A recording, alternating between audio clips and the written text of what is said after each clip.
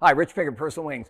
This is one of our safety videos, and this one in particular is going to be on advanced aircraft and trim systems. It's a subject close to my heart because I've experienced what we call as runaway trim, and I don't mean that they've run away to the other side of the airport. We mean that it's uncommanded. In other words, it's not doing what the pilot wanted. So let's first talk about trim systems. Everybody knows about how you trim up an airplane. You have either rudder trim, you have pitch trim, etc. Let's talk a little bit about these aircraft and their automated or electronic systems as well.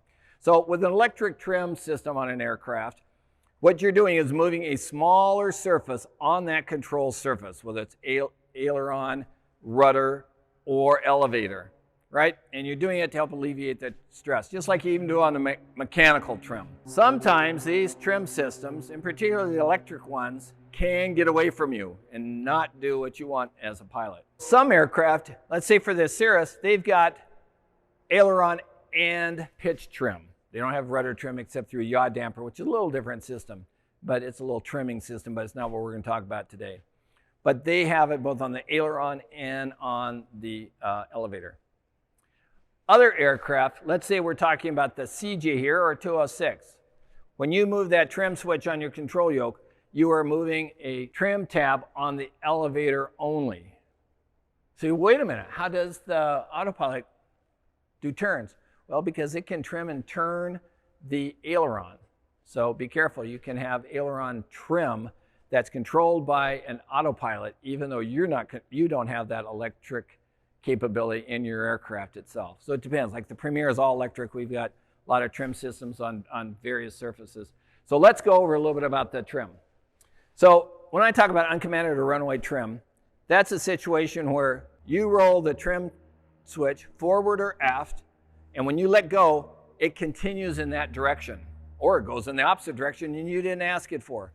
So let's talk about how important that is and what can happen. There's a couple components that we're going to talk about today. There's three basically, but the ones that are going to be the biggest thing that we're going to talk about is the trim switch and those servos.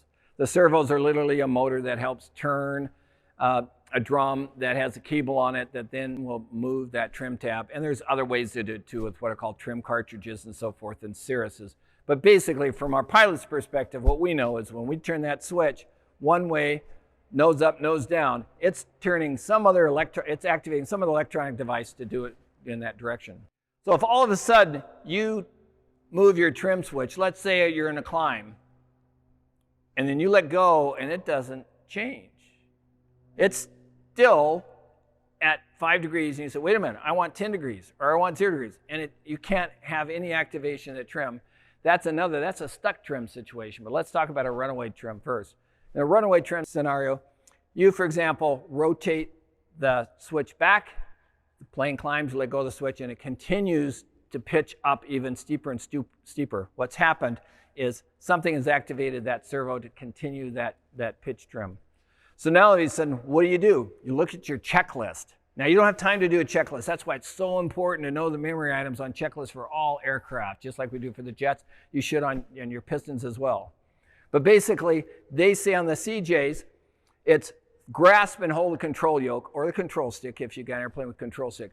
Press and hold. This is really important. That Autopilot trim disconnect switch. It's usually I call it the big red button. Then use power as required. Sometimes you have to increase power, sometimes you have to decrease power. Use speed regs as required if you have the CG, of course. And then while holding that in control, on the CJs, we have a manual trim you can adjust. Other planes, you may not have that, like the Premier, for example, or the Cirrus. So then what you have to do is locate the circuit breaker for that trim function. Sometimes it's just an Autopilot circuit breaker. Other times it's a dedicated circuit breaker for roll or for pitch. You pull those circuit breakers, then you can let go of that big red button, but not before. But again, make sure you check all your AFM. So now you've got a situation, you go like, well, when the nose up, why wouldn't I always just add power? Not necessarily. Remember that these control surfaces are more effective the faster you go, right? All control surfaces are more effective the faster you go. And now you have a trim tab that the same way. So you can see that when you fly your airplanes, faster you go, there's less movement. So it could be the situation that it is so effective at the high speed that you cannot force it out of that position. People say, oh, you can always overcome pitch trim. No, not always. Aileron trim. No, not always. You can't do it at all air speeds. So I'll give you a scenario when I was flying the CJ3 once. Flying the CJ3, picked it up for maintenance. I had done an hour and a half pre-flight, gone around the airplane, looked at the tail, everything looked good, but I didn't notice one thing I'll tell you later. Get in the plane, do my pre-flight, everything else, very extensive. A lot of work was done on this airplane. Made sure everything, trim was in the right settings, did all my trim checks, and I always check both trim switches. Do that on all planes. For example, at Cirrus that have 2 trim switches, always do that. Everything was set, V-speed set, power was good, flaps good, controls good, everything looked perfect. I rolled down the runway, plane leaps up, and go, wait a minute. God, Pickett, did you set the wrong trim or something? Looked down, everything was perfect. The plane started to pitch up. It has over 5,000 pounds of thrust on that plane. It was lightweight, just me and some fuel to get to a short destination. So climbing up, and the nose was just pitched up like this. And I'm like, holy cow. And there was no way I could control it and push it down. The only way for me to get that plane under control was to reduce the power. In fact, I had to reduce the power to just above stall initially, just so I could get control of that aircraft. So I did. I brought back the throttles, and I was finally able to get some control of the airplane. And I had, during this whole time, rolled the trim all the way far forward to try to help. It didn't help. I rolled it all the way forward. That indicator was pegged in the front, and now I'm in an airplane that wanted to pitch up every time I added power, and I was just above stall. So I told the tower I had an emergency, came back around, lowered the flaps. I said, well, that did help. And then, because it also lowers my stall speed, came back around and landed. Rolled it into the hangar. We're looking, I said, guys, I don't know what happened. I had everything set.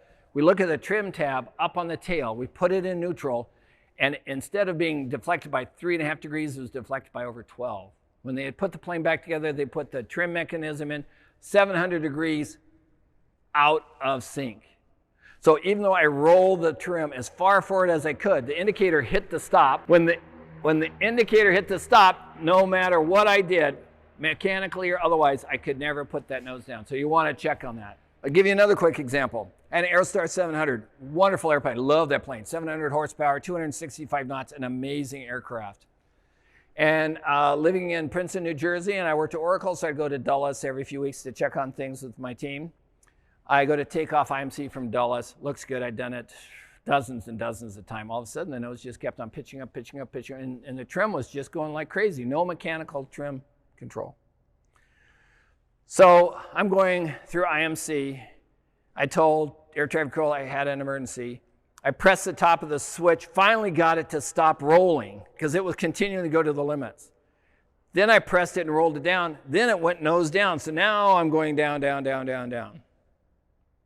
I finally pressed it enough time to get it somewhat that I could fly it. I reached over to the co-pilot side. Luckily, I always check both trim switches, and I was able to fly the plane and bring it back. So that's another good reason why I always want to check both trim switches. So here's a scenario, right? So you want to be careful, know your airplane, especially if you're picking up a legacy airplane that's had a brand new panel, right? New equipment. You don't, whiz bang, you took your 50-year-old airplane, put 100,000 in the panel, looks is better than any aircraft except even off the line, maybe even better. But you may not understand all those avionics. So make sure when you pick up your aircraft, if you had modifications, especially with autopilot systems, any trim systems, etc., but the other ones as well, you get checked out with that with an instructor. And also look at the emergencies. Don't just hop in it and go without getting the new AFM supplements. Looking at those emergencies, going through them on the ground, because you never know. Your next flight might be the one that you have to use it. So let's talk just a little bit before we leave about aileron trim. The same thing. If you look on aircraft that have aileron trim runaway, it's the same situation. Is that you grasp the yoke or stick, you press and hold the disconnect button, and then you reduce your speed as necessary for you to get aileron control. Because if one is deflected more than you want it to be, especially if it's a trim situation, you won't be able to fight that unless you bring back the power. So I hope you enjoy these next segments on the various planes. We're going to show you a CJ, we've got some Cirrus in there, and then our 206 trim system, just to give you some examples of different aircraft that we fly. Okay, Paul's going to activate, bright light here, on the co-pilot side, he's just going to hold the trim in one direction or the other. I'm going to push forward. Okay, so he's pushing forward, press and hold it. Okay. I'm going to come over here and I'm going to press the interrupt. It stops. And when I let go of it, it kept on going. And it resumed. So that just interrupts, right? So remember, that just does the interrupt. You still got to go through the process of following emergency procedures and then pull the appropriate breakers. You're down here in our panel. Right, so you can see right there the roll trim and pitch trim breakers. So here's the circuit breaker panel on a G1 SR22, very similar to the G2 SR22s and the SR20s of the same vintage. You want to verify this for each aircraft, but we notice here that on this particular one, the roll and pitch trim are the second and third circuit breaker in that first row. So as a pilot, I'm busy, I've got a problem, or it's dark. If I can't see that, which is difficult to see, even if you have a light and you're busy with everything else, just reach down with your hand, count from the bottom, and do 2, 3. Now I have disabled pitch and roll trim. And from this angle, it looks kind of deceiving. It looks like those are instrument lights, but that's not the case. The instrument light is actually above that one. So again, you should be able to blindly reach down, count the circuit breakers, and pull. And another one that's critical to know where the circuit breaker is the autopilot. So here we can count this. It goes 1, 2, 3, 4. So it's a fourth one up from the bottom. It was GPS 1, COM 1, avionics, and then autopilot.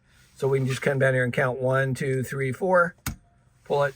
We've now disabled the autopilot. So it's important to know your aircraft, your circuit breakers, and where those critical ones are.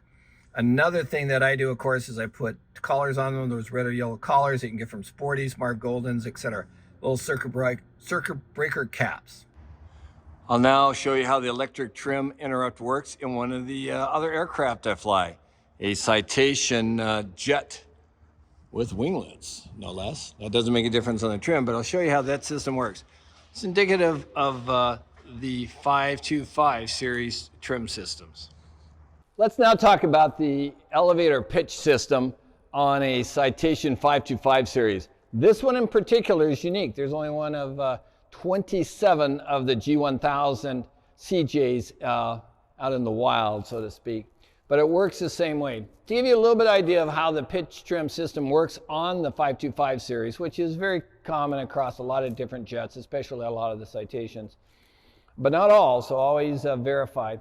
On this aircraft, the aileron trim is all manual. So there's trim tabs on the left aileron, and in the cockpit, you'll adjust the trim there when necessary, and you rarely have to use elevator trim. It's just, you can set it and forget it, and it's the same virtually forever. Then there's also a rudder trim that's also manual, and you can adjust that. Of course, there's a yaw damper, but that's different than a trim system. So the rudder trim is manual, and typically you can leave it again, set it and forget it unless you have issues, for example, in a single engine operation. The elevator trim uses a trim tab on the elevator. We'll show you a photo. I'll take some video of that as well, and so you can see that. And that is operated both manually and electrically. So in the cockpit, I have a big trim wheel, and I can turn it, and I can adjust the trim. Or on each one of the control yokes, there's what I call a split trim switch. And the split trim switch, and we'll show you in the cockpit here, is designed because the FAA required a certification for a number of aircraft, 2 levers. And the reason for that, they wanted dual action. In other words, they didn't want just one side of the trim switch to activate the trim. You have to move both together. If you don't, the trim system doesn't work. And you'll see that on a lot of trim systems in aircraft. So you have to move both. Now the trim system in the CitationJet also has we call it a big red button. It's not only an autopilot disconnect, but also a trim disconnect. So think of it that if you want to disconnect the autopilot, boom, you hit it once. You want to disconnect the trim, you hit it. But let's talk about how that operation is different. And I'll show you in the cockpit. Okay, cool.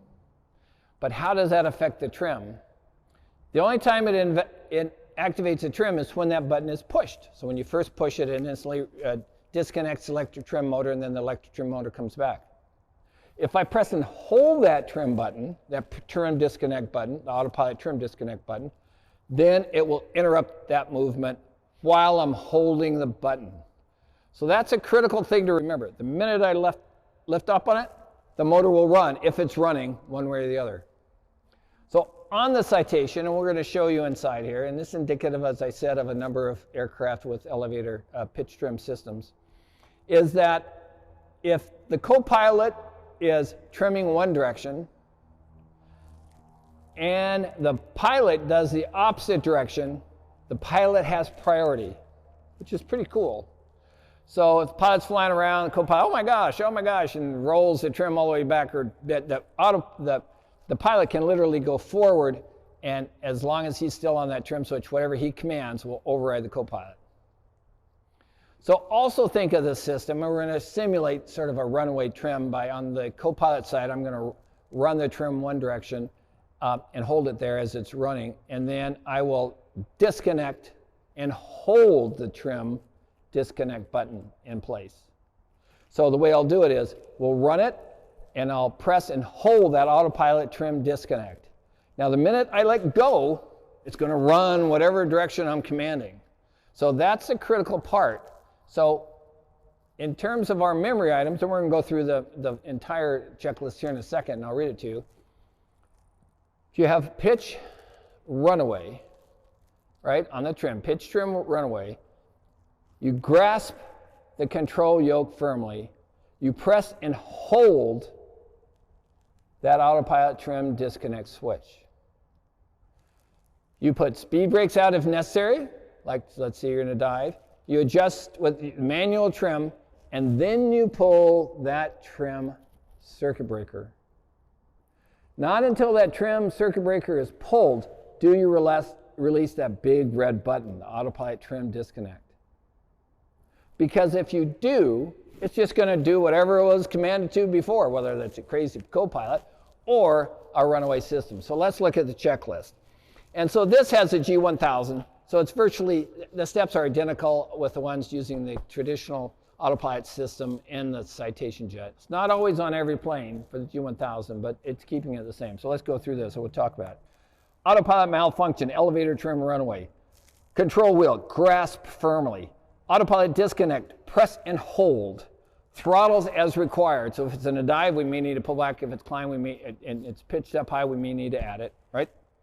Speed brakes as required. We only use those as required. Manual elevator trim, adjust. And then autopilot servo circuit breaker, left or right panel, pull. So then, big thing that's important, that's right down there in the warning, do not release the autopilot yaw damper disconnect trim interrupt button until after pulling the AP autopilot servo circuit breaker. Once you do that, then the autopilot yaw damper disconnect trim interrupt button, big red button. It's much easier to say big red button, right? I think so. Just release. Then you can go through all the other issues. This is really, really important, and I'm glad that Garmin and Textron put it in on this. This is applicable to all pilots, I think. In flight, do not overpower the autopilot. The trim will operate in the direction opposing the overpower force, which will result in large out-of-trim forces. Procedure completed. So we talked about that a little earlier, but you never want to overpower an autopilot. I can't emphasize that enough. I see clients when I'm flying with them, there'll be an autopilot and they'll turn the plane. Well, what are you doing? Well, I want to turn the plane. Well, who's flying it? You or the autopilot? Well, the autopilot, just want to adjust. No. It's either you flying it or the autopilot. Repeat after me. It's either the pilot flying the plane or the autopilot. Think about it, the positive change of control, right? When you have two pilots in the cockpit, whether it's two equally rated pilots or a flight instructor and a student or something, right? You want to say, your controls, my controls, your controls. Same exact thing, right? The minute you put on an autopilot, the autopilot is flying the airplane. Never, ever, ever try to overpower the autopilot to move it or altitude or heading, unless you're in an emergency and you feel like you've got to overpower it. Some autopilots, but not all of them, will disconnect safely when a very strong force is applied to them. And then that's a safety, because imagine this, right? You're flying along and you say, oh my gosh, my altitude's wrong. I'm just going to pull up. So you pull up. So you pull back the pitch manually. The autopilot says, hey, I think you want to get back down there. I want to be down at that altitude here. I want to be at 5,000, not wherever you're headed. So what it's doing is it's spinning its servos down, so your force is going to be harder to hold. When you let go, and if it's still on the autopilot, it's going to go into a dive, right? Don't want to have that. You never want to have that. What you're doing to their plane is different than the autopilot. So the best thing is always disconnect the autopilot if you're going to touch the controls. In fact, I'll tell my students, hey, get your hands off the controls while I'm just holding on. No. You only touch that control yoke when you want to talk. The autopilot's flying it, it's their controls, not yours. In fact, some jets, think about like the M2, CJ3+, and a whole bunch of other ones, they'll actually just have a little toggle button right on the armrest. So when you're on autopilot, you just go, yep, Seattle Center, yep, this is November 1, 2, 3, 4, 5, click. Seattle Center, co-pilot says, yep, this is November 1, 2, 3, 4, 5. They don't even have to touch the control yoke to transmit because the autopilot's flying it. I know I'm trying to drill that in, but so many accidents have happened by people trying to overpower autopilots that are properly engaged. Now, if you have a runaway system, etc., what do? You press the big red button, right? Not airplanes have a big red one, except on my Cirrus, I actually retrofitted a big red button. I didn't have that one on my G2 SR22, but there was another little hole. So about 2 years after owning the airplane, I said, I want a big red button. And I purposely had a autopilot disconnect installed on the control yoke for the pilot, instead of doing it through that stupid little hat that they have in some models of the Cirruses. I wanted a big red button. I wanted to be able to disconnect that autopilot rapidly, because that's important. So let's do that. We're going to go inside. I'm going to show you this procedure on the CJ to give you an idea. So this is just another one of the aircraft. We're just showing bunches of airplanes, right? On the video, you'll see this guy. We'll do it in the 206. Just did a video on the G1 SR22, which is indicative of the G1s and G2s and some of the early G3s. And then the other ones are different, of course. All right? So let's go inside and take a look at the cockpit of this beautiful G1000 CJ. Here's the trim system from the cockpit.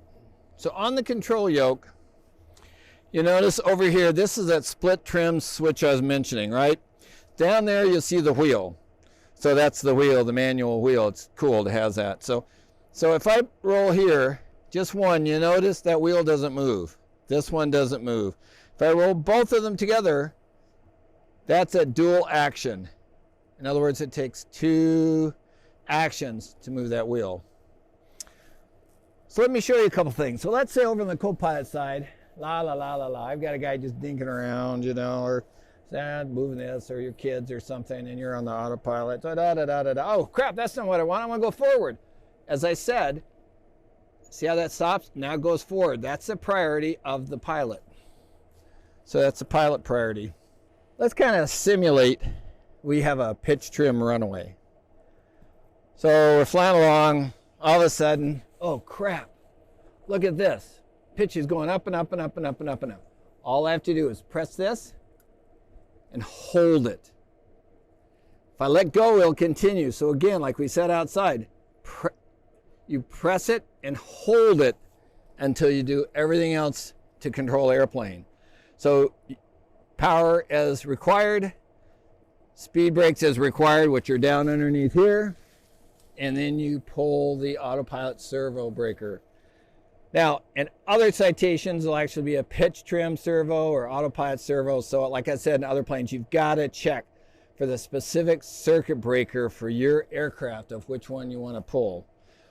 Only after I complete that checklist, and the checklist tells me I can release this autopilot trim, yaw damper, disconnect, can I release it? Then I'm good to go. So again, let's bring it back to takeoff. Right? We'll go through a couple of those things right again. So there it's in takeoff. We have a runaway trim. Press and hold it. Press and hold it. And hold it. Adjust the throttle, speed brakes as necessary, and then pull that Autopilot servo circuit breaker in this particular Citation. Again, each one's a little different. But that's how you do the trim and then be prepared. Now, if all of a sudden that nose pitches up dramatically, and that's happened to me before, and it jams. In fact, I'll talk a little bit about that particular case. I couldn't control it manually. It didn't matter, disconnected. It was essentially jammed. When I did that, to control it, I reduced the power. Because the power, if too much power, remember, it's an aerodynamic surface. The more air going over it, which happens when you go faster, the more effective it is. That becomes a more critical situation. So that's why frequently with pitch runaways, you may need to pull back the power, even on a climb. I'll talk about that in a minute. So that's the CitationJet 525 series. Works very similar on the other 525s, 2, 3, etc. Oh, got speakers on. It is noisy at airports.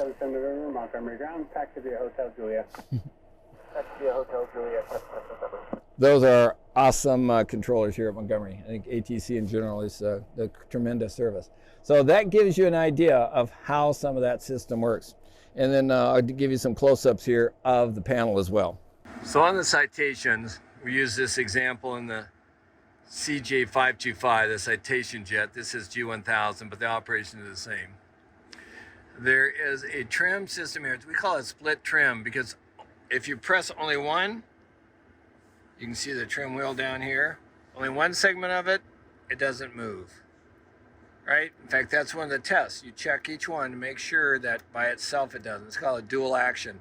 So only when you press both of them together will that trim work. Now this is the Autopilot and trim disconnect. So that specifically is for Autopilot and trim as well as the yaw damper. So when I press that, if the trim is moving, that will interrupt it. So for example, if I'm on the co-pilot side and I'm rolling it like this, right, I have to go for a sec. If I press this, that interrupts and totally interrupts. Now the issue is you've got to press and hold it. So if the co-pilot is moving it or inadvertently it's moving, right, let's say you have a pitch trim runaway. Yeah, let's take a look at that circuit breaker panel. Now here on the pilot side, and you notice that you'll see the AP servo circuit breaker, and look at that, our red collar. That's so important to have out. Now you see the brake system out just simply because I'm sitting here and I don't want to hear the noise of the brake going on and off, so we'll make sure we put that back in. But see, there you go. There you've got that circuit breaker, and it's collared in red, so it's easily to be able to identify. So again, you want to know where all those things are.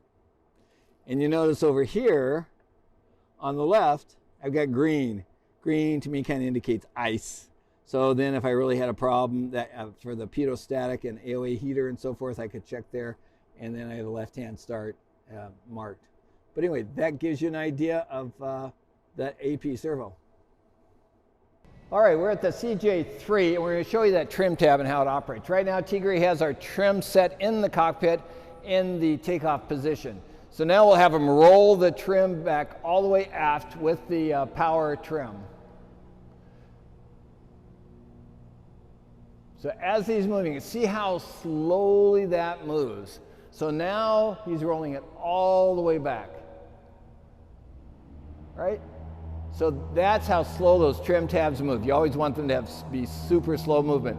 And it's all driven by the rods that are attached underneath. You'll see both of those there. Okay, so now that's full deflection. So now he's going to bring it back to neutral and go all the way to nose down. And you can see it on both of those, both of the elevators. So now he's doing full nose down. You can see on the right elevator that deflection and how small that is. So if he brings it back to neutral, let's take it back to neutral now. When he brings it back to neutral for takeoff, that's about 3 degrees. So as I talked earlier, when I had picked up that CJ3, I had looked at the tail, I had looked around, but I didn't notice that the trim was actually at about 12 degrees nose, the elevator trim was 12 degrees at deflection. So even though no matter how far I rolled the trim wheel forward, there was no way I could ever get it even close back to that takeoff setting. So that's something to watch out for. So that'll give you an idea of how those trim tabs work on the elevators. Thanks for watching another Personal Wings video. We hope you like it. Click like down there, subscribe, you'll be the first ones to know. And we hope to do more in this series on flying advanced and these new automated aircraft. And fly safe out there.